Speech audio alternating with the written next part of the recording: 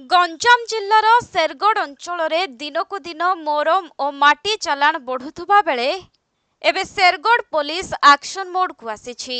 करडाकणा ग्राम निकटरू दुईटी tractor गोटे JCB एवं एक टिपर गाड़ी को जबत करिछि पुलिस।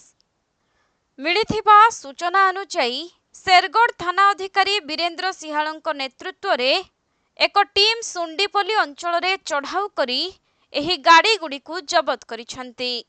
जबत गाड़ी गुड़ी को थाना को आनी तदंत जारी रखिबा सहित बेआईन खनिज संपद चालाण विरोध में आगामी दिन में कड़ा अभियान जारी रहिबो बोली पुलिस पक्षरु सूचना दिया जायछि। तू कह दिला तू आइलु बाटा जो कमर नो पदो जे हमर मु काले पळेलु हरी पळे आराम को काढ दो न गोटे